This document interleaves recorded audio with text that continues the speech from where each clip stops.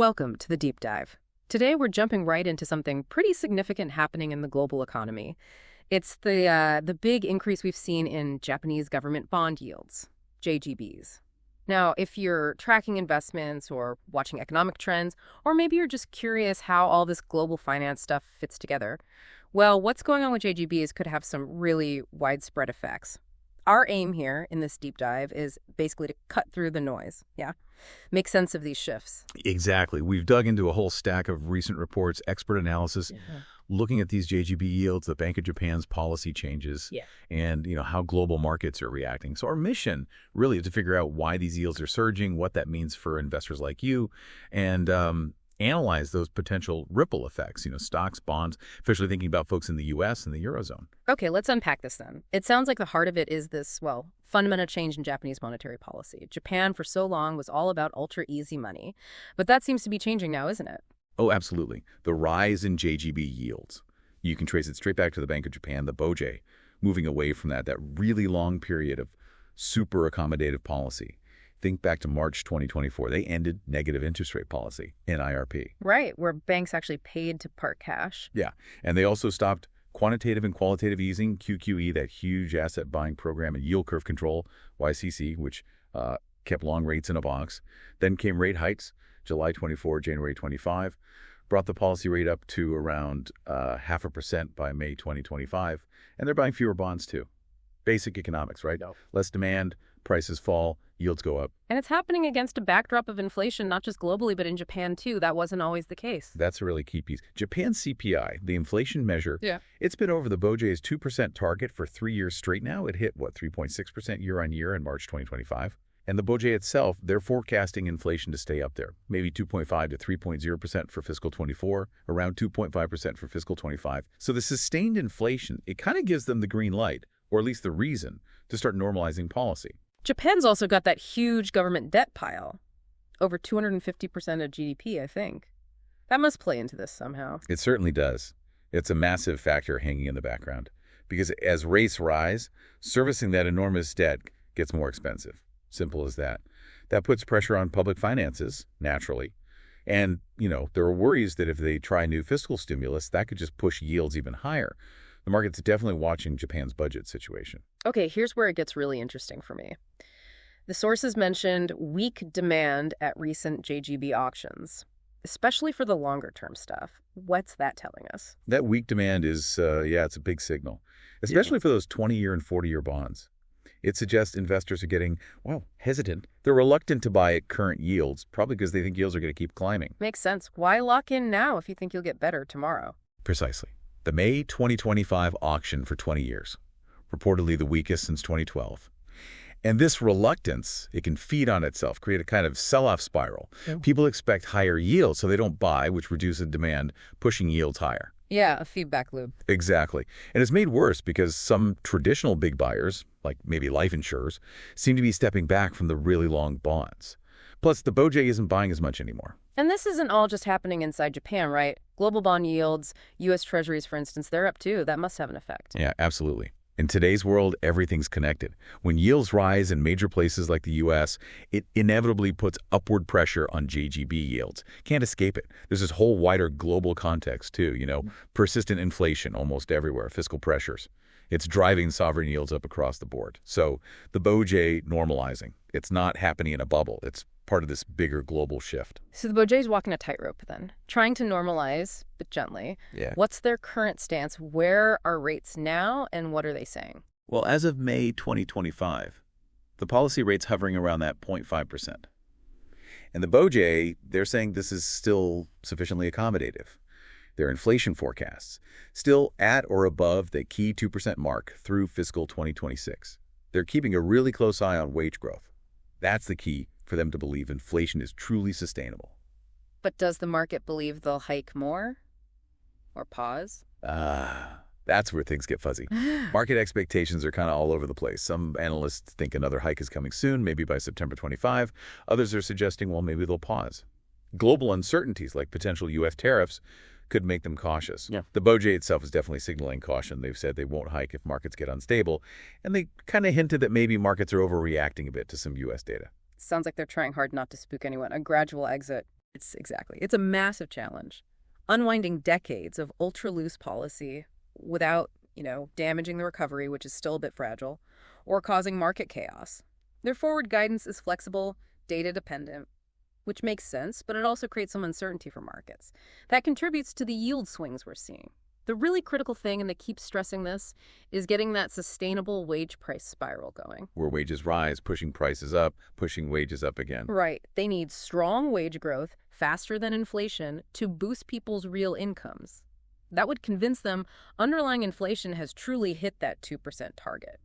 If wage growth disappoints, they might have to stop tightening, maybe even ease again, and that would really hurt their credibility. Okay, so let's pivot to the practical side for our listeners, say, in the U.S. or the Eurozone. What's the actual investment case for JGBs right now, looking at the yields compared to home markets? Right. Let's look at the numbers as of late May 2025. A 10-year JGB, yielding around 1.50, 1.53%. Ish. Compare that to a 10-year U.S. Treasury. That's up around 4.43 to 4.48%. And a 10-year German Bund, about 2.53 to 2.56%. Big difference. Huge difference. Short-term rates show the same pattern. Japan's rates are way lower. So if you're just looking at the nominal return, unhedged JGBs don't look very attractive compared to U.S. or German bonds. The reason you might invest, well, there are a few scenarios. Maybe you strongly believe the yen is going to appreciate significantly. Or you think yields will rise much further, so you short them. That's another angle, yeah. For sophisticated investors, perhaps. Or maybe you see some specific diversification benefit for your portfolio. But really, the core thing to think about now isn't just the yield level itself. It's more about the implications of this big shift in Japanese policy. Which brings us smack into the currency question, the yen. Its movements are critical here. It's absolutely critical. End of May 25, USD JPY was around 144.40. Euros ED near 1.130, which puts Euro JPY somewhere near 163.20. But the forecasts for the yen in 2025, they're all over the map. Some see it weakening further, others expect it to strengthen quite a bit. Massive uncertainty. So hedging seems important. Vital, I'd say, for U.S. and Eurozone investors considering JGBs. And this is where those interest rate differentials we just talked about become really, really relevant. The carry trade connection again. Exactly.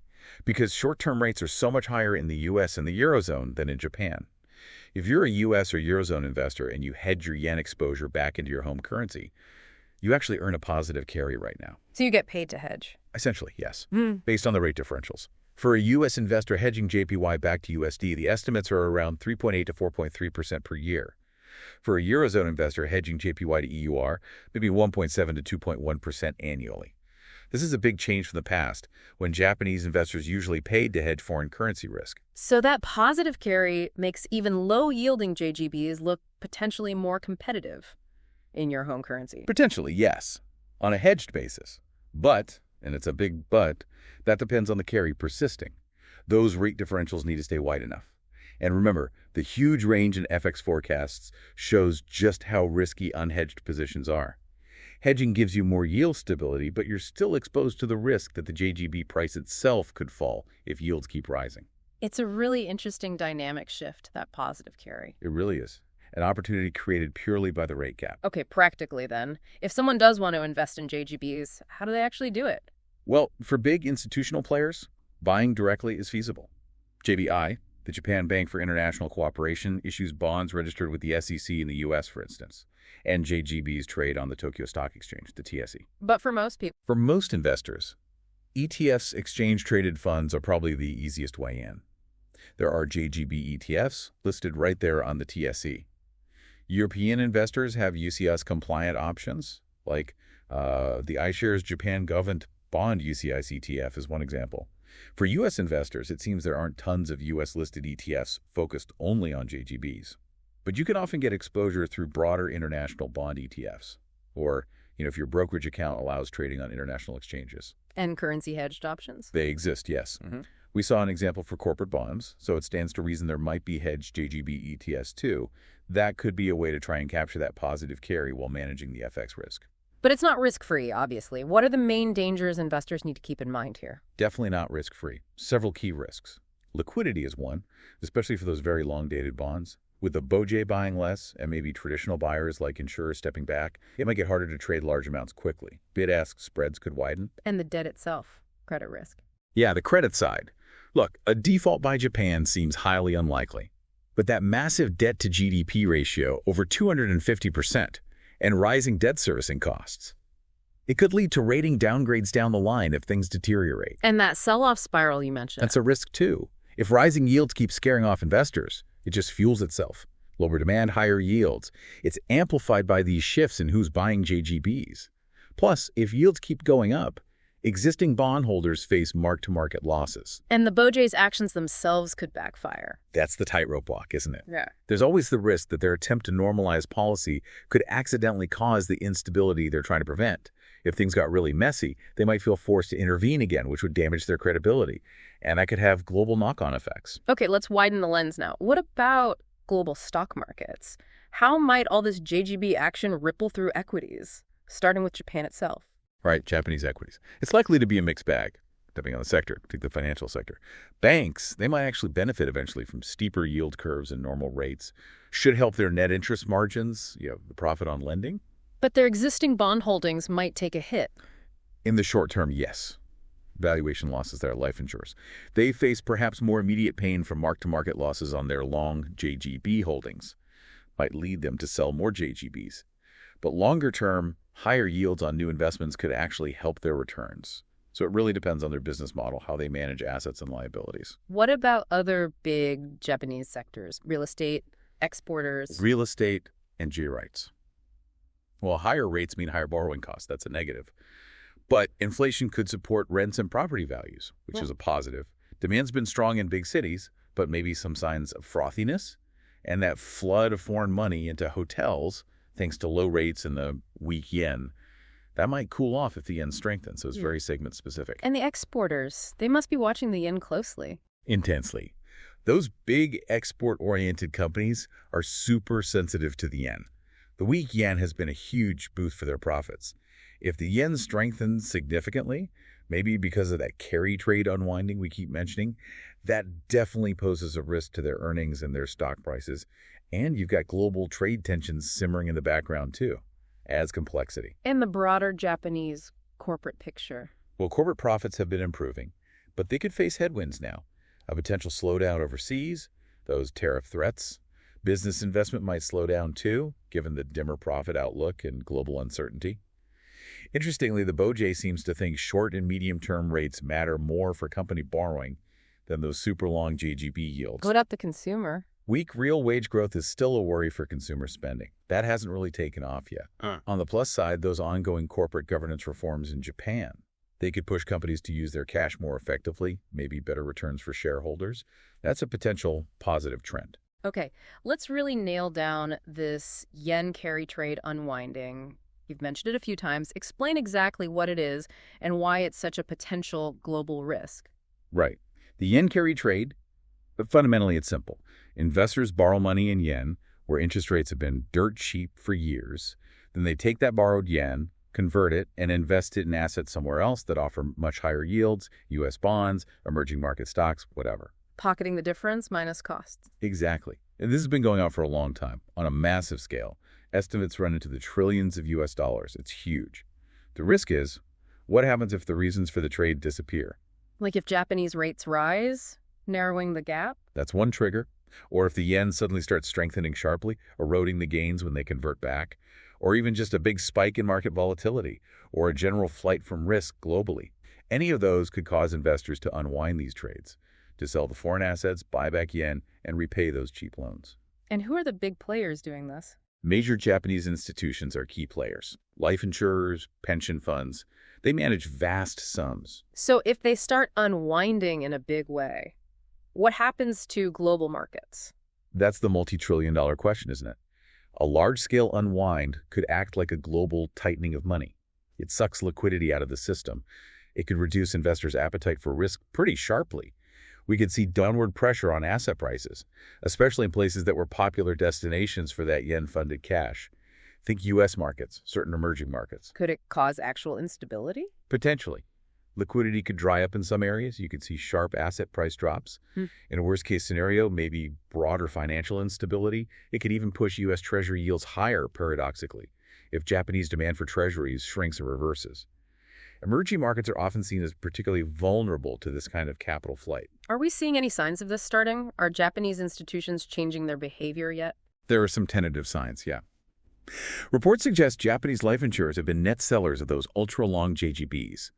And they also seem to be trimming their holdings of foreign bonds, partly because the yen's been so volatile, and hedging that risk has gotten more expensive. Interesting. What about households?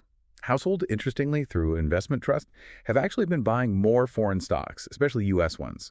So it's not a uniform picture. Right. And then you have GPIF, the giant government pension fund.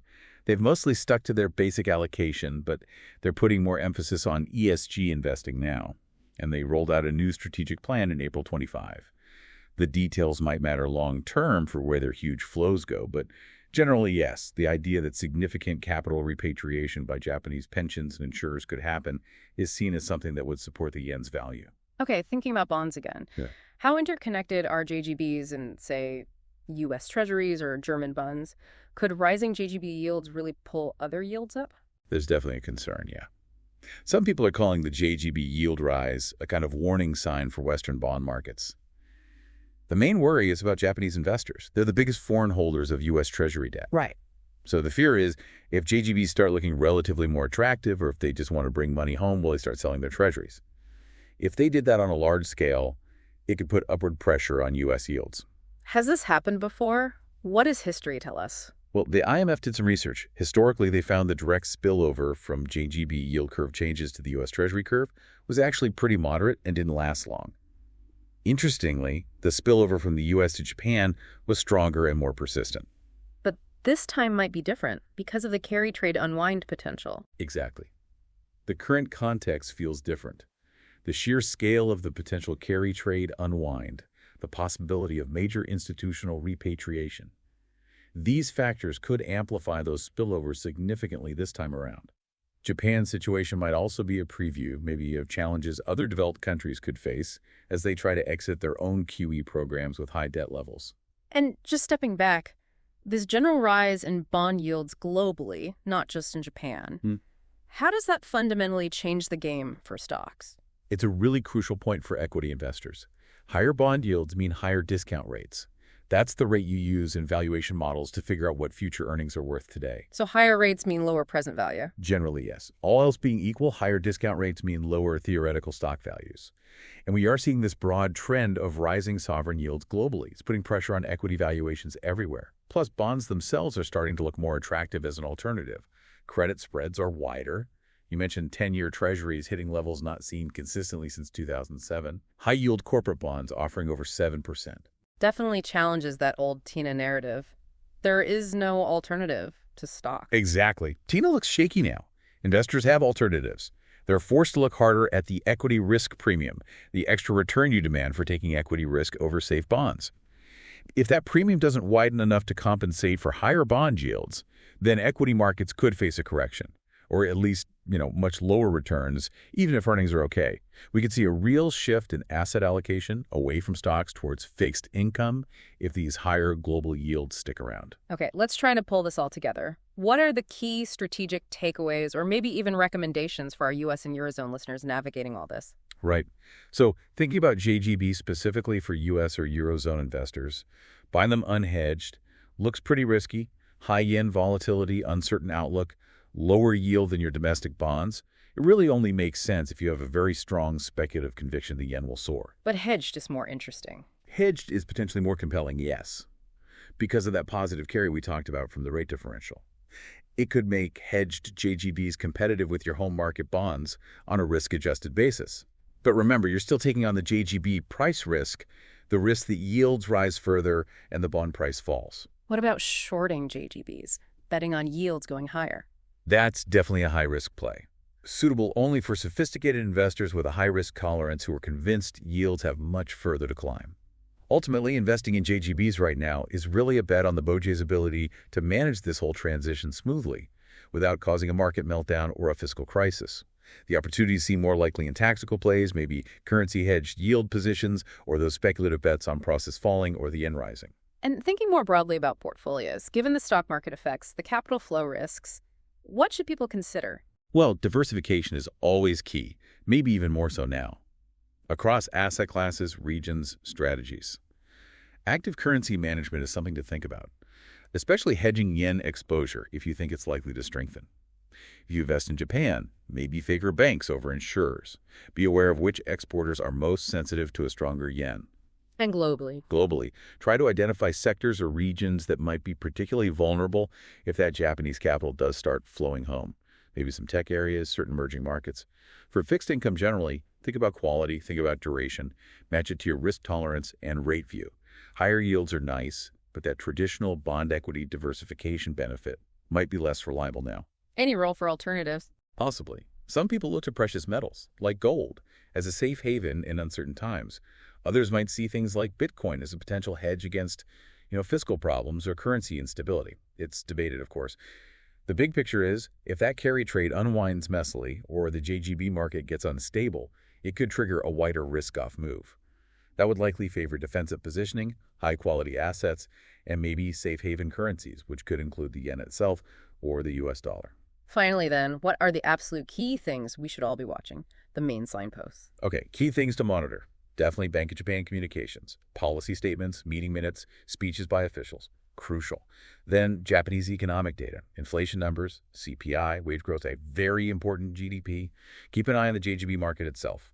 Auction results are a key look at bid-to-cover ratios, the tail, obviously yield levels, and signs of liquidity or lack thereof. Currency moves too. Absolutely. The yen exchange rate. USD JPY, EUR JPY, other crosses. Watch them closely. Also, capital flow data. Japan's Ministry of Finance publishes data on what Japanese investors are buying and selling overseas. That's vital insight. Don't forget global benchmark yields, treasuries, bonds, they provide the context. Listen for statements from the big Japanese institutional players, GPIF, the big insurers about their investment strategies.